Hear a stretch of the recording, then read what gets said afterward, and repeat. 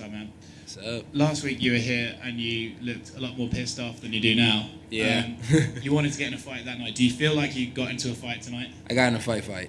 That was a fight. Buckley brought it. I've been saying let's go Bucko for a while. Buckley brought the fight. Hats off to Buckley. Man, that was fun. That was super fun. I got to talk this time. I got to smack this time. I got to do every nickname they call me. I got to do it. And I mean, and now I'm feeling a little Hollywood, so it was fun. Yeah, we've been waiting for the talking inside a quiet arena. You know, you didn't do it so much in Jacksonville. So give us a few of the highlights. What exactly were you saying? What were you guys talking about? Well, yesterday when we were at weigh-ins, he said he wanted to talk. And I was like, thinking in my head, like, I'm about to flatline this guy. Like, it ain't gonna be much talking. You know what I mean? And then he was hard to hit at first, so I was like, all right, I should probably start talking. You know what I mean? So I started talking a little bit, and I started hitting him with those push kicks to the body and stuff like that. And dude, I seen him look up at the clock, and I was like, don't look at the clock. You know what I mean? Don't look at the clock. And then I heard my corner over there. He was like, it's getting hard to hit, huh? And so it was just a good time. You know what I mean? Overall, it was a good time. My whole team was ready to go out there and have a conversation and have fun. And he only had one cornerman, so they couldn't keep up with all the mouths we had out there. It was a lot of big mouths tonight, so we did our thing. How do you evaluate your performance, right? Because he was throwing some heat, especially early on, and you managed to avoid it and slip away from a lot of it. How do you feel you looked tonight? I feel like I looked really good. I wish we would have never headbutt in the first round. You know what I mean? I was going for that takedown, and we kind of clashed heads. I planned on taking him down and like smashing him out right then and there and getting it over with. But and you know, he was a strong guy. He bench pressed me off. Overall, I think my performance was decent. I turned my back a few times. I didn't like to do that. Trying to get away. I think my Philly shell looked pretty good, but got to go home and improve some things. You know what I mean? I'm a black belt in jiu-jitsu now, and I cannot be getting bench pressed off somebody. You know what I mean? Like, that's not good. He looks like the sort of guy who could bench press you often, though, to be fair. Yeah, he's a solid guy for sure. You know what I mean? You see those plates on him? I mean, at weigh-ins yesterday, I couldn't stop looking at him, and he was like, look me in my eyes, and I was like, bruh, it's kind of hard to look you in your eyes when you got them type of titties. You know what I mean? And so, hats off to him. You wanted to turn around quickly before, and then you got some held up before last week. Is that the same plan now? You've seen some other guys just turn around and the UFC keeps booking them. Is that going to be you? Yeah, I mean, if I got I can't fight next weekend because I got the stitches, right? So I get 10 days to really relax and stuff like that. So after my 10 days are up, I guess that's my 2 weeks that me and my coaches talked about.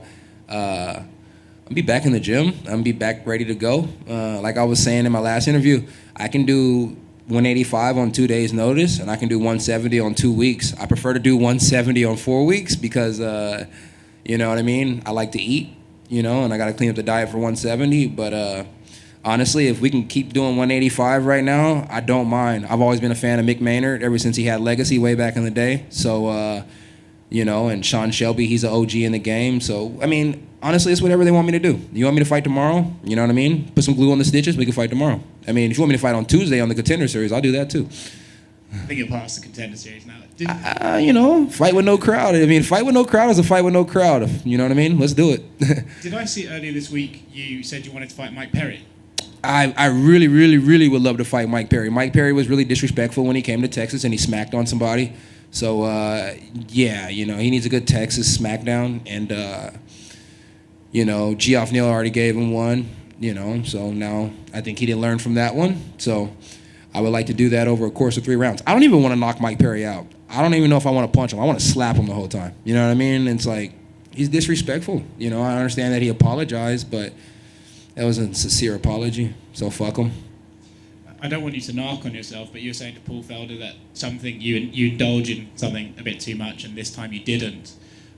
This 2 weeks off, do you indulge, and then do you have to stop yourself? And is this something you've learned from? Yeah, can't smoke blunts, period, point blank. You know what I mean? You guys didn't want to put it out there, let's put it out there. You know what I mean? Can't smoke blunts. You know what I mean? You want to be a professional athlete, you gotta leave the tobacco alone. Ain't nothing wrong with the green, but tobacco, you gotta leave that shit alone. For sure. Good man. my problem's always been cookies, so blunt is a little bit better. I like cookies.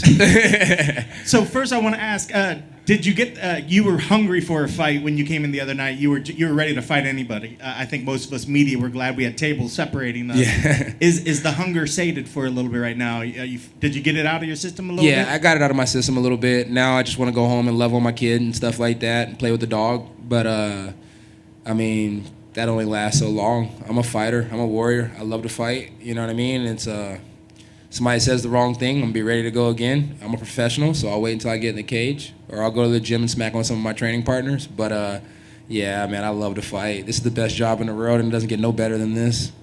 You know, it's just what it is. I didn't catch when you got the cut over the eye. When did that happen? And when you get a cut over your eye, does that give you a little bit of urgency that you want to get the fight moving on? Worried that the cut might bleed into the eye or anything? No. When I get cut, I actually want to like take a break and then go get it wiped off and be like, hey, is it bad? Can somebody tell my mom don't be too mad? I don't like getting cut. My mom hates when I get cut. My grandma hates when I get cut. All the women in my life hate when I get cut. And it happened in the first round when I went for the takedown. We had a clash of heads. It wasn't from a punch, but all his cuts were from punches and elbows and knees. It looked like to me, he was coming in there, he was throwing everything that he had. I mean, I don't know how that guy throws anything light with a physique like that, but watching you looked very controlled, almost like you were really trying to keep your mind and to not expending too much energy. Was that part of the game plan, was just to play it calm and pick your shots and be smart with what you were throwing out there? Yeah, I think the faster somebody else fights, the slower I fight. If you're rushing, I'm taking my time. If you're taking your time, I'm rushing. You know what I mean? So it's like I want to do what you don't want to do. You know what I mean? And looking at Buckley, looking at every fight Buckley's ever had, man, that guy comes in there and he throws bombs. He's looking to knock somebody's head off. And for me, I thought that was perfect because his arms were too small, you know what I mean? And his legs were too short. So there was no way possible I was going to let him knock my head off, you know what I mean? I figured if I stay tall, I use my Philly shell, and I slide back a little bit, I'd be okay. Until he punched me in my throat one time. And then I was thinking, like, man, I don't want to let that happen to me more times. Awesome. Just a couple more.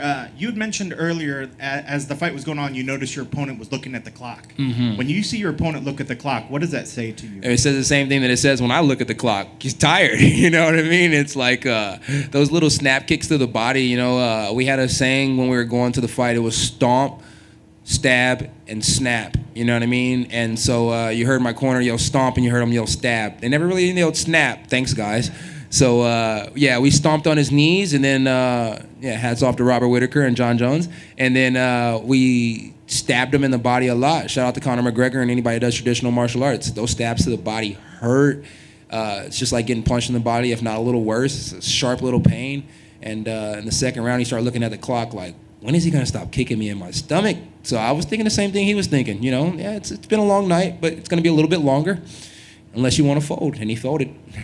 Well, speaking of that final strike, when he went down, you obviously saw something. It looked like you maybe took a step, but what did you see that you knew that you didn't need to do any follow-ups when that hit? Was it something in his eyes? Because we couldn't really see his eyes, but it looked like maybe they were looking off somewhere else. Or Nah, the first time I knocked him down, he got back up, and I was like, oh, he wants to win his UFC debut. Kudos, you know what I mean? Second round, when he looked at that clock, he wanted out. Third round, when he got hit with that shot, he didn't, you know what I mean? He's been knocked out before, so he accepts being knocked out. That's just a part of the game. If you've been submitted before, you accept being submitted. Me versus Brandon Allen. I got submitted by Rafael Lovato Jr. I was going through some things in that Brandon Allen fight. He took my back. I accept being submitted. I've never been knocked out before, and I never want to be knocked out, so I will never accept getting hit in this chin. You know what I mean? Even though it's granted. But, yeah, he accepted it. And so when I looked at him on the ground, I was looking at a lot of Sugar Sean O'Malley's walk-off knockouts, and I noticed that he gets bonuses for that. So I was like, maybe this will work, and I just walked off. What's up, Kev? Congratulations. Jim Grieshaber, cage side seat. You like this building. We know that. It felt good coming back here and getting this win after being here and getting a win on the Contender Series. Yes, sir. So when I got the win on the Contender Series, that was season 2, and they didn't have this beautiful building yet. But I actually have came to this building before, courtesy of the UFC, to let me watch a Contender fight before when I was living in Vegas for a little while. So, yeah, I do like this building a lot. It's beautiful. It's a beautiful, beautiful building. I mean, only thing we're missing is a hotel, right? If we had a hotel connected to this, it'd be amazing. And then we could really have a bubble.